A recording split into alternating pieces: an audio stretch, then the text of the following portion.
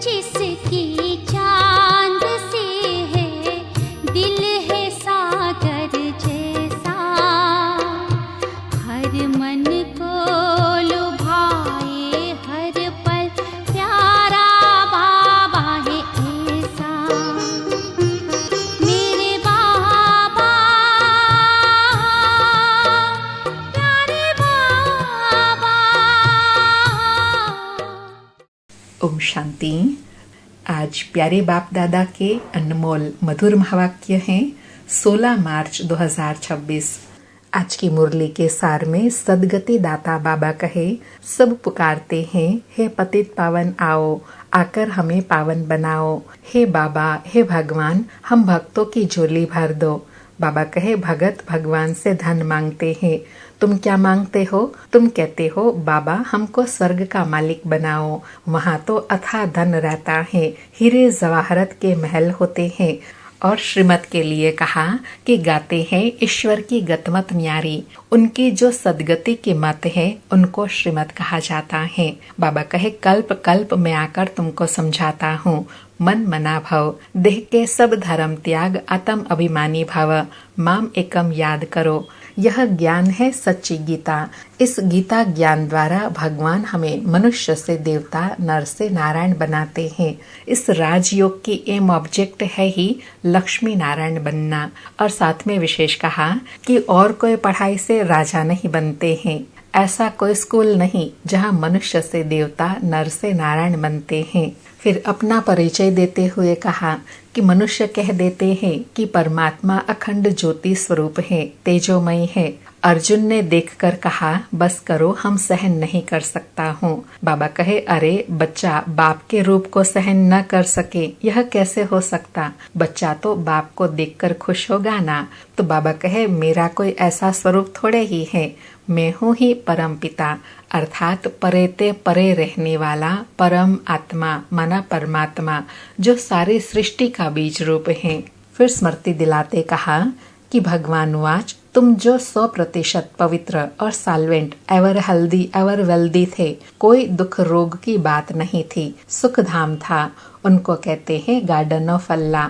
अल्लाह ने बगीचा स्थापन किया, देवी देवताएं फूल पावन थे, अभी कांटे बन गए हैं, इसको कांटों का जंगल कहा जाता है। अब बाबा फूल बनाने आए हैं। सुनते हैं प्यारी बाप दादा के अनमोल मधुर महावाक्य। आज बाबा कहे, मीठे बच्चे, तुम्हें सदगति की सबसे न्यारी मत मिली है कि देह के सर्वधर्म त्याग, आत्म अभिमानी बन, माम एकम याद करो। आज मुरली से प्रश्न है, जो परमात्मा को नाम रूप से न्यारा कहते हैं, उनसे तुम कौन सा प्रश्न पूछ सकते हो? उत्तर में बाबा कहे, उनसे पूछो, गीता में जो दिखाते हैं अर्जुन को अखंड ज्योति स्वरूप का साक्षात्कार हुआ। बोला, बस करो, हम सहन नहीं कर सकते। तो फिर नाम रूप से न्यारा कैसे कहते हो? बाबा कहते हैं, मैं तो तुम्हारा बाप हूँ। बाप का रूप देखकर बच्चा खुश होगा, वह कैसे कहेगा मैं सहन नहीं कर सकता? ऐसे बाबा कहे दूसरों को समझा सकते हो। आज मुरली में गीत बजा, तेरे द्वार खड़ा भगवान। ओम शांति। भगत कहते हैं, हम बहुत कंगाल बन गए हैं, हे बाबा हम सबकी झोली भर दो। भगत गाते रहते हैं, जन्म बाय जन्म। सतयुग में भक्ति होती नहीं, वहाँ पावन देवी देवता होते हैं। भक्तों को कभी देवता नहीं कहा जाता। जो स्वर्गवासी देवी देवता होते हैं वह फिर पुनर्जन्म लेते लेते नरकवासी पुजारी भगत कंगाल बनते हैं। बाप बैठ बच्चों को समझाते हैं। बाप को एक भी मनुष्य नहीं जानते। बाप जब आए तब आकर अपना परिचय देवे। भगवान को ही बाप कहा जाता है। सब भक्तों का है एक भगवान, बाकी सब है भगत। चर्च आदि में जाते हैं तो जरूर भगत ठहरे ना। इस समय सब पतित तमो प्रधान हैं, इसलिए सब पुकारते हैं, हे पतितों को पावन बनाने वाले आओ। हे बाबा हम भक्तों की झोली भर दो। भगत भगवान से धन मांगते हैं। तुम बच्चे क्या मांगते हो? बाबा कहे, तुम बच्चे क्या मांगते हो? तुम कहते हो बाबा हमको स्वर्ग का मालिक बनाओ। वहाँ तो अथाह धन होता है, हीरे जवाहरतों के महल होते हैं। अब तुम जानते हो हम भगवान द्वारा राजाई का वर्षा पा रहे हैं। यह सच्ची गीता है, वह गीता नहीं। वह तो पुस्तक आदि भक्ति मार्ग के लिए बनाए हैं, उनको भगवान ने ज्ञान नहीं दिया। भगवान तो इस समय नर से नारायण बनाने के लिए राजयोग सिखाते हैं। बाबा कहे राजयोग के साथ प्रजा भी जरूर होंगी, सिर्फ लक्ष्मी नारायण तो नहीं बनेंगे, सारी राजधानी बनती हैं। अब तुम बच्चे जानते हो कि भगवान कौन है और कोई भी मनुष्य मात्र नहीं जानते। बाप कहते हैं, तुम कहते हो ओ गॉडफादर, तो बताओ तुम्हारे गॉडफादर का नाम, रूप, देश, काल क्या है? न भगवान को जानते हैं, न उनकी रचना को जानते हैं। बाप आकर कहते हैं, कल्प कल्प संगम पर आता हूँ, सारी रचना के आदि मध्य अंत का राज मैं रचता ही आकर समझाता हूँ। कहीं तो कहते हैं वह नाम रूप से न्यारा है, वह आ नहीं सकता। तुम जानते हो बाप आए हैं। बाबा कहे वह तो कहते हैं नाम रूप से न्यारा है, भगवान को कभी मिल भी पाएंगे या नहीं, ऐसी सोच विचार रखते हैं। लेकिन बाबा कहे तुम बच्चे जानते हो वह सन्मुख आते हैं, इसलिए ही तो उनके यादगार बने हुए हैं। बाबा कहे शिव जयंती भी निराकार की गाई जाती है, तो श्री कृष्ण जयंती भी गाई जाती है। अब शिव जयंती कब होती है वह मालूम होना चाहिए ना। जैसे क्रिश्चियन को मालूम है कि क्राइस्ट का जन्म कब हुआ, क्रिश्चियन धर्म कब स्थापन हुआ। यह तो है भारत की बात। भगवान भारत की झोली कब भरते हैं? बाबा पूछ रहे हैं भगवान आकर भारत की झोली कब भरते हैं? कल्प कल्प के संगम पर आता हूँ तब झोली भरता हूँ।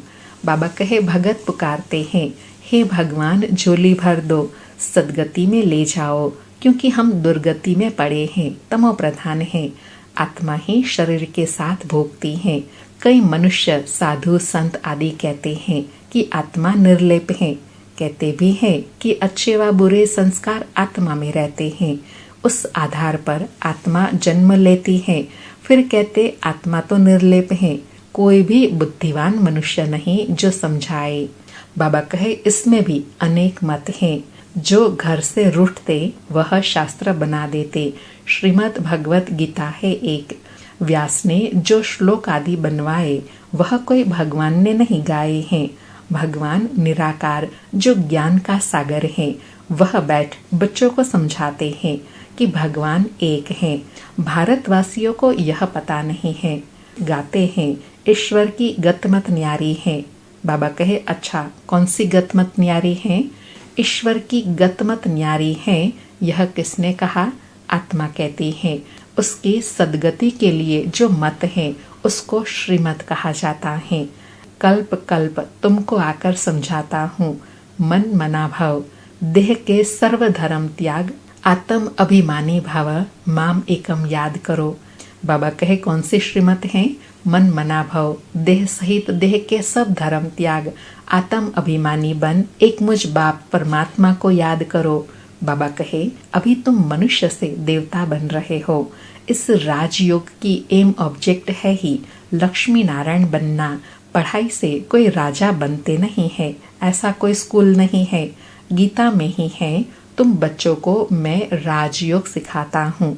आता भी तब हूँ जब कोई भी राजा का राज्य नहीं रहता।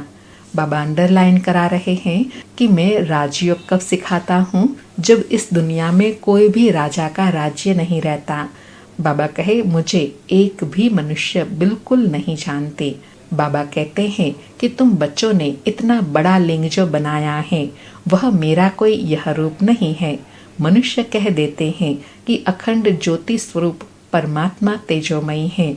अर्जुन ने देखकर कहा बस करो, मैं सहन नहीं कर सकता हूँ।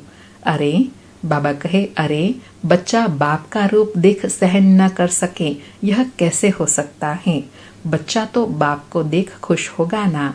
बाप कहते हैं कि मेरा कोई ऐसा स्वरूप थोड़े ही है, मैं हूँ ही परम पिता अर्थात परे ते परे रहने वाला परम आत्मा माना परमात्मा। फिर गाते हैं परमात्मा मनुष्य सृष्टि का बीज रूप है। बाबा कहे कितना फर्क कर दिया है।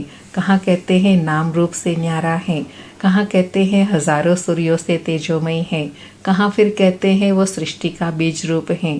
तो बाबा कहे यथार्थ समझ नहीं पाते हैं। उनकी शिव बाबा की भगत महिमा करते हैं। सतयुग त्रेता में कोई महिमा नहीं करते, क्योंकि वहाँ तो है सुख। गाते भी हैं दुख में सिमरन सब करे, सुख में करे न कोई। अगर सुख में भी कोई सिमरन करे तो दुख काहे को होए। इनका भी अर्थ नहीं समझते हैं। तोते मुआफिक सब कहते रहते हैं, सुख कब होता है, दुख कब होता है। भारत की ही तो बात है ना। बाबा कहे भारत 5000 वर्ष पहले स्वर्ग था, फिर त्रेता में 2 कला कम हुई। सतयुग त्रेता में दुख का नाम नहीं रहता, है ही सुखधाम। स्वर्ग कहने से मुख मीठा होता है, हेवन सुखधाम में फिर दुख कहाँ से आया। कहते हैं कि वहाँ भी कंस जरासंधि आदि थे, परंतु यह तो हो नहीं सकता। भगत समझते हैं कि हम नौधा भक्ति करते हैं तो दीदार होता है। दीदार होना माना हमको भगवान मिला। लक्ष्मी की पूजा की, उनका दर्शन हुआ, बस हम तो पार हो गए, इसमें ही खुश हो जाते हैं। परंतु है कुछ भी नहीं। अल्पकाल के लिए सुख मिलता है, दर्शन हुआ, खलास। ऐसे तो नहीं मुक्ति जीवन मुक्ति को पा लिया, कुछ भी नहीं। बाबा कहे वास्तव में प्राप्ति किससे है? ज्ञान से है। जिस ज्ञान से हम साक्षात देव स्वरूप बनते हैं, जिससे मुक्ति जीवन मुक्ति मिलती है। बाबा कहे बाबा ने सीढ़ी पर भी समझाया है। भारत ऊंच ते ऊंच था, भगवान भी ऊंच ते ऊंच है। भारत में ऊंच ते ऊंच वर्षा है इन लक्ष्मी नारायण का। बाबा कहे भारत भी ऊंच ते ऊंच, भगवान भी ऊंच ते ऊंच, और वो जो वर्षा आकर देते हैं वह भी ऊंच ते ऊंच हैं। बाबा कहे जब स्वर्ग था सतो प्रधान थे, फिर कलयुग अंत में सब तमो प्रधान होते हैं। पुकारते हैं कि हम बिल्कुल पतित हो गए हैं। बाबा कहते हैं कि मैं कल्प के संगम युग पर आता हूँ तुमको राजयोग सिखाने। मैं जो हूँ जैसा हूँ, मुझे यथार्थ रीति कोई नहीं जानते। तुम्हारे में भी नंबरवार पुरुषार्थ अनुसार जानते हैं। सीढ़ी वाला चित्र दिखाना है। यह भारत की सीढ़ी है। सतयुग में देवी देवता थे। 5000 वर्ष पहले भारत ऐसा था। शास्त्रों में लाखों वर्ष का कल्प लिख दिया है। बाप कहते हैं कि लाखों वर्ष का नहीं, कल्प 5000 वर्ष का है। सतयुग त्रेता में नई दुनिया, द्वापर कलयुग में पुरानी दुनिया। आधा आधा होता है ना। नई दुनिया में तुम भारतवासी थे। बाप समझाते हैं मीठे बच्चे, अभी तुम अपने जन्मों को नहीं जानते हो। बाकी और कोई रथ आदि की बात नहीं है। श्री कृष्ण तो सतयुग का प्रिंस है। श्री कृष्ण का वह रूप सिवाय दिव्य दृष्टि के देखा नहीं जाता। यह चैतन्य रूप से तो सतयुग में थे, फिर वह रूप कब मिल नहीं सकता। फिर तो नाम रूप देश काल बदल जाता है। 84 जन्म लेते हैं। बाबा कहे आत्मा 84 जन्म लेती है, तो वही फिर पहला जन्म वाला जो नाम रूप देश काल, वह रिपीट नहीं हो सकता। तो बाबा कहे वह रूप अगर देखना हो तो साक्षात्कार के सिवाय देख नहीं सकते। बाबा कहे 84 जन्मों में 84 माँ बाप मिलते हैं। भिन्न भिन्न नाम रूप ऑक्यूपेशन होता है। अब यह भारत की ही सीढ़ी है, अर्थात सीढ़ी का जो चित्र है उसमें भारत का ही वर्णन है, कैसे उत्थान और कैसे पतन होता है। बाबा कहे तुम हो अभी ब्राह्मण कुलभूषण। बाप ने कल्प पहले भी आकर तुमको देवी देवता बनाया था। वहाँ सतयुग में तुम सर्वोत्तम कर्म करते थे, तुम सदा सुखी थे। 21 जन्म, फिर तुमको इस दुर्गति में किसने पहुँचाया? मैंने कल्प पहले तुमको सदगति दी थी, फिर 84 जन्म लेते लेते उतरना पड़े। सूर्यवंशी में 8 जन्म, चंद्रवंशी में 12 जन्म, फिर उतरते आए हो। तुम ही सो पूज्य देवता थे, तुम ही पुजारी पतित बने हो। भारत अब कंगाल है। भगवान वाच, तुम जो 100% पवित्र और solvent, ever healthy ever wealthy थे, कोई रोग दुख की बात नहीं थी, सुखधाम था। उनको कहते हैं गार्डन ऑफ अल्लाह। अल्लाह ने बगीचा स्थापन किया। जो देवी देवता थे वह अब कांटे बने हैं, अब जंगल बन गया है। जंगल में कांटे लगते हैं। बाप कहते हैं काम महाशत्रु है, इन पर जीत पहनो, इसने आदि मध्य अंत तुमको दुख दिया है। एक दो पर काम कटारी चलाना यह सबसे बड़ा पाप है। बाप बैठ अपना परिचय देते हैं कि मैं परम धाम में रहने वाला हूँ, परम आत्मा। मुझे कहते हैं मैं सृष्टि का बीज रूप परम आत्मा, मैं सबका बाप हूँ। सभी आत्माएं बाप को पुकारती हैं कि हे परम पिता परमात्मा, जैसे तुम्हारी आत्मा स्टार मिसल है, बाबा भी परम आत्मा स्टार है, छोटा बड़ा नहीं है। जो बाबा हमेशा कहते हैं ना, रूप में अंतर नहीं है, गुणों में महान अंतर है। आत्मा गागर है और बाप सागर है। बाप कहते हैं मैं अंगुष्ठे मिसल नहीं हूँ, मैं परम आत्मा हूँ, तुम सबका बाप हूँ। उसको कहा जाता है सुप्रीम सोल नॉलेजफुल। बाप समझाते हैं मैं नॉलेजफुल मनुष्य सृष्टि के जाड़ का बीज रूप हूँ। मुझे भगत लोग कहते हैं कि परमात्मा सतचित आनंद स्वरूप है, वह ज्ञान का सागर है, सुख का सागर है। महिमा कितनी है, अगर नाम रूप देश काल नहीं तो पुकारेंगे कैसे। अर्थात कोई नाम नहीं, रूप नहीं, एड्रेस नहीं तो फिर कैसे याद करेंगे। बाबा कहे साधु संत आदि सब तुमको भक्ति मार्ग के शास्त्र सुनाते हैं, मैं तुमको आकर राजयोग सिखाता हूँ। बाप समझाते हैं कि तुम पतित पावन मुझ ज्ञान सागर बाप को कहते हो, तुम भी मास्टर ज्ञान सागर बनते हो। ज्ञान से सदगति मिल जाती है। भारत को सदगति बाप ही देंगे। सर्व का सदगति दाता एक, सर्व की दुर्गति कौन करता है, रावण। अब यह तुमको कौन समझा रहे हैं, यह है परम आत्मा।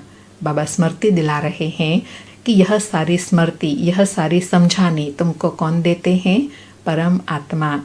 बाबा कहे आत्मा तो एक स्टार मिसल अति सूक्ष्म है, परमात्मा भी ड्रामा में पार्ट बजाते हैं, क्रिएटर डायरेक्टर मुख्य एक्टर हैं।